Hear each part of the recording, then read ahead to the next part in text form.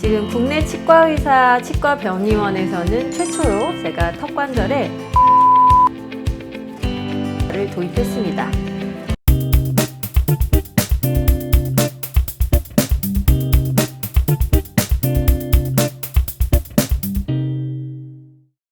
원장님 안녕하세요. 안녕하세요. 치과의사 오희정입니다. 네, 오늘 주제는 턱관절 치료에도 체외 충격파를 도입했다고 하는데 턱관절 치료에도 체외 충격파를 사용하나요? 네, 지금 처음 들어보셨을 것 같고 좀 생소하실 수 있으실 텐데요. 생소하신 게 어떻게 보면 좀 당연하세요. 지금 국내 치과의사, 치과병의원에서는 최초로 제가 턱관절에 스톨즈 집중형 체외 충격파를 도입했습니다. 이 체외 충격파라고 하는 거는 원래는 비뇨기과에서 쇠석술 하는 데 썼어요. 신장결석, 요로결석 이런 쪽에 수술 없이 이제 밖에서 보고 음파를 쏴서 충격파라는 에너지를 이용해서 돌을 깨는 데 사용을 했던 거거든요. 근데 이걸 어떻게 턱관절에 치료로 적용하지 궁금하실 수 있는데 처음에 이렇게 비뇨기과에서 쇠석술에 사용을 하던 것을 정형외과 쪽에서 통증 치료로 그 다음에 사용을 하기 시작했어요. 통증 치료로 사용할 때는 당연히 쇠석술에 쓰던 것보다는 에너지 레벨이 낮아야 되겠죠. 그 돌을 깨는 만큼으로 정형외과 치료를 할 수는 없을 거 아니에요. 그래서 그 정형외과에서 에너지를 낮춰서 쓰다 보니까 석회화 건염이라든지 족저근막염 그리고 그 외에 다른 뭐 무혈성 괴사, 무슨 뭐 분류압 이런 것들에 쓰기 시작했어요. 그러니까 뼈가 잘 안 붙는 사람한테 뼈가 붙기도 하고, 그리고 석회가 낀 어깨에다가 석회를 깨기도 하고, 건염증이 있는 곳에다가 그걸 또 적용하기도 하고, 이렇게 정형외과적으로 썼는데 재밌는 것은 그 다음 이 정형외과에서 대퇴골두, 무혈성 괴사 이런 쪽에 사용하던 사람들이 엉덩이가 예뻐진 거예요. 그래서 치료 목적으로 사용했는데 왜 엉덩이가 예뻐졌지? 하고서 또 연구를 하기 시작했겠죠. 그래서 연구를 하다 보니 얘가 셀룰라이트 개선에 도움이 되는구나 하는 걸 알게 됐어요. 그래서 비뇨기과, 정형외과 다음에 피부과, 성형외과에서 또 쓰기 시작했습니다. 이때는 이제 미용 목적으로 셀룰라이트 개선, 부종 개선, 그리고 피부 미용 개선 그러면서 화상에 같이 쓰기 시작을 했어요. 이게 피부에도 좋다는 걸 알게 된 거죠. 그래서 결국에는 지금은 쇠석술뿐만 아니라 근골격계 질환, 미용, 화상, 셀룰라이트, 전신치료 이런 것들에 다 사용을 하는 게 체외 충격파예요. 그러니까 정말 재밌는 장비인데요. 이게 또 작년에는 발기부전용으로 다시 비뇨기과 쪽으로 다른 기전을 가지고 쓰는 거죠. 쇠석술과는 또 다른 그런 에너지 레벨을 가지고 발기부전 치료를 하는데 이용을 하는데 이것들의 공통점은 체외 충격파의 원리를 이용한다는 건데요. 에너지 레벨에 따라 다른 작용들을 하기는 하지만 기본적으로는 혈관, 신생혈관을 촉진하는 재생인자들을, 성장인자들을 분비하고, 그리고 세포 레벨에서 성장인자들 분비를 促진하면서 항염증 작용을 합니다. 그리고 혈관을 확장하는 작용도 하고요. 림프의 부종을 빼고 순환을 개선해주는, 혈액순환 및 림프순환을 개선해주는 역할을 해요. 그리고 지방을 직접적으로 분해한다기보다는 대사작용이 잘 될 수 있는 환경을 만들어서 지방 대사도 촉진해서 군살 같은 거, 셀룰라이트에 있는 뭉쳐있는 것들을 제거해준다든지 이런 데에도 사용을 할 수 있고, 다시 말해서 세포를 재생해서 원래 할 수 있는 일을 하게 해준다라는 게 체외 충격파의 원리입니다. 그래서 요즘에는 또 그걸 파샤 리프팅이라고 해서 근막을 리프팅한다 하는데 많이 쓰잖아요. 사실 체외 충격파는 근막만 리프팅하는 것이 아닙니다. 체외 충격파의 그 깊이에 따라서는 골막도 자극할 수 있고, 골막 밑에 뼈도 자극할 수 있고, 골막 위에 근막, 지방층, 진피, 표피까지 전체 층을 다 작용할 수 있는 게 체외 충격파예요. 그래서 그 깊이에 따라서 뭐 장비에 따라서는 뭐 스탠드 오프라고 해서 앞에 팁을 좀 교체를 한다든지 이런 식으로 해서 그 깊이를 0mm 표피에서 저기 20cm 속안에까지 그거를 깊이를 조정할 수 있어요. 그래서 주로 요즘에 쓰는 근골격계 질환이나 미용 쪽에서 쓰는 체외 충격파는 대략 6cm 정도까지 깊이를 파고들 수 있고요. 그 외에 예전 비뇨기과 쇠석술에서 쓰는 것은 더 많은 깊이를 침투할 수 있겠죠. 이렇게 깊이 조절이라든지 에너지 조절, 주파수 조절, 그리고 몇 타를 쏠 것인가 그 타수 조절 이런 것들을 이용을 적절히 시술자가 그걸 적절히 이제 배분을 해야 되겠죠. 적응증에 따라서. 그래서 이것들을 이렇게 많은 필드에서 쓸 수 있게 된 것입니다. 그래서 턱관절 체외 충격파는 어떤 원리를 이용하느냐? 당연히 근골격계 질환이기 때문에 근골격계 통증을 해소하는 데 쓸 수 있다는 것이죠. 그런데 턱관절에 관련된 이 전공 분야들이 이제 치과에서는 구강내과라고 하는데요. 구강내과, 구강외과 선생님들이나 다른 치과 선생님들이 사실은 체외 충격파를 접할 일이 그닥 많지는 않았던 거예요.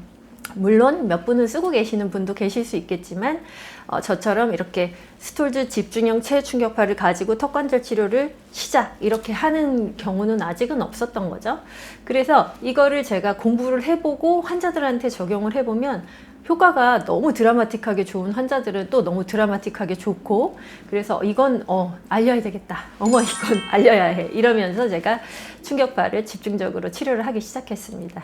네, 원장님 그러면 체외 충격파를 막기 어려운 분들도 혹시 있을까요? 체외 충격파는 고전적으로는 금기사항으로 혈액 응고 장애가 있는 분들, 그러니까 체외 충격파의 에너지가 세게 혈관 질환이 있는 분들, 혈관이 취약한 분들에게 세게 적용이 되면 혈관이 이제 출혈 경향이 있을 수 있어서 아스피린을 복용한다든지 항응고제를 복용하는 환자들한테는 쓰지 않도록 되어 있기는 하고요. 그런데 그것도 이제 전문가와의 상의에 따라서 필요하다면 적절한 에너지 레벨, 에너지를 낮춰서 혈관이 없는 부위에다가 적용을 하면 어느 정도는 가능할 수 있는 상대적인 금기증이라고 생각하시면 되고요. 그리고 또 상대적인 금기증에는 어린이의 성장판이 있습니다. 보통 이제 성장판에는 직접적으로 초음파라든지 체외 충격파라든지 이런 것들을 적용하지 않아요. 그런데 이제 정형외과적으로 또 그런 골단에 어떤 이제 충격을 주어야 되는 그런 정형외과 선생님들은 또 그걸 이용하시기도 하기 때문에 그것은 사용하시는 정형외과 선생님하고 적절히 상의해서 사용하시면 될 것 같고요. 저 같은 경우는 턱관절 환자들에게서 어린이에게서는 아직은 체외 충격파를 적용하지는 않고 있어요. 아이들은 보통 주의사항 잘 지키고 물리치료만 좀 해도 금방 낫는 경우들이 대부분이거든요. 그래서 충격파를 적용할 만큼 만성 통증에 시달리는 아이는 아직은 저에게는 없어서 해본 적은 없고 앞으로도 뭐 먼저 굳이 권유를 하지는 않을 생각입니다. 그리고 심장에 스텐트, 그리고 페이스메이커 이런 거 가지신 분들한테는 적용을 일단은 하지 않는 게 좋고요. 이 체외 충격파 같은 경우는 공기가 있는 기관에는 적용을 좀 피하는 편이에요. 왜 그러냐면 충격파 에너지가 전달이 될 때, 얘는 음파의 종류 중에 하나라고 했잖아요. 전달이 될 때 어떤 매질이라는 게 필요해요. 근데 우리 몸의 매질과 공기는 매질이 다르거든요. 그것을 통과할 때 그 매질의 저항값에 부딪히면서 폭파하는 에너지, 캐비테이션이라는 게 있는데, 그게 이제 폐라든지 이런 공기가 차 있는 부위에서는 더 큰 충격을 줄 수 있기 때문에 폐 부위에는 적용을 하지 않거나 이제 적절히 적용을 해야 되는 그런 상대적인 금기증이 있습니다. 네, 원장님 그러면 턱관절 치료할 때 체외 충격파를 어느 분한테 보통 권장하시나요? 체외 충격파 치료는 모든 턱관절 환자들이 다 하실 필요는 없어요. 그럴 필요는 없으시고요. 제가 체외 충격파를 꼭 이건 장비를 구매해야 되겠다 하고 결심을 했던 분들은 이제 만성적인 통증에 시달리는 환자분들이었어요. 대부분 환자분들은 충격파 없이도 뭐 물리치료라든지 교합 안정장치, 뭐 보톡스, 프롤로 주사 이쪽에서 다 해결이 되세요. 대부분은 거기서 다 괜찮아지고 밥도 잘 드시고 문제가 없으신데, 정말 좀 오랜 기간 동안 턱관절 질환 때문에 힘들었던 분들은 이 통증은 통증을 낳는다고 하거든요. 처음에는 요만한 통증으로 시작했던 게 나중에는 이만한 통증이 돼버리면, 우리 왜 성냥불 있잖아요. 성냥불은 조그마한 거 손으로도 이렇게 끌 수 있지만 산불은 손으로는 못 끄고 헬리콥터가 몇 대가 동원돼서 꺼야 겨우겨우 끄는 그런 것처럼, 통증이라고 하는 것이 작은 통증일 때는 그냥 물리치료랑 약만으로도 해결이 될 수 있고, 어떤 분들은 온찜질에 자가관리만 하셔도 괜찮아지는데, 이 정말 오래된 만성 통증은 그렇게 잡히지 못합니다. 그래서 통증이 통증을 만드는 신경계적인 반응이 있기 때문에 해결하기가 어려운 경우가 있는데, 물론 보톡스를 맞아서 해결이 되면 괜찮죠. 그런데 보톡스를 놓기에 근육량이 부족한 분들이 또 있어요.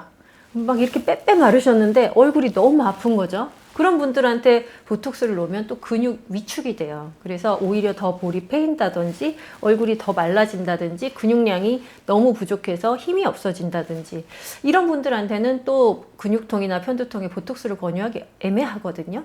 그런 분들 보톡스는 못 놓겠고, 그리고 또 어떤 분은 약을 드시면 속이 너무 안 좋아서 약을 못 드세요. 그런 약 드시기 힘든 분들, 그런 분들한테 권유를 할 만하고요.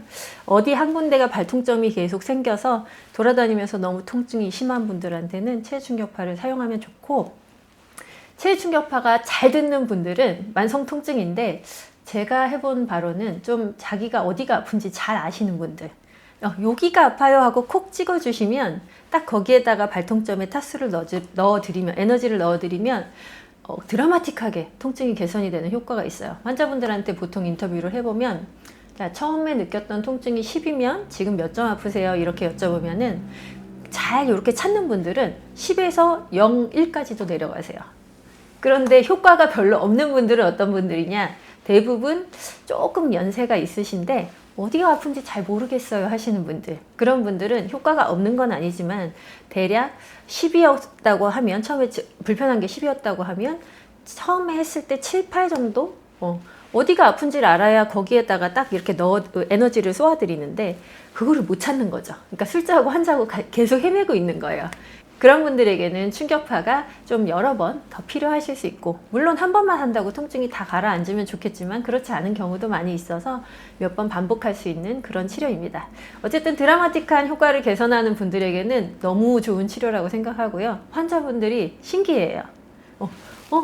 한 5분, 10분 있으면 주사를 맞은 것도 아닌데 왜 안 아파졌지? 하고 신기해하시는 그런 치료여서 저 또한 너무 신기하고, 그리고 너무 보람되고, 환자분들이 바로 안 아파지니까 저도 너무 좋더라고요. 그래서 체외충격파를 그런 만성 턱관절 통증 환자에게 추천드립니다. 네, 원장님 오늘 말씀도 감사합니다. 감사합니다.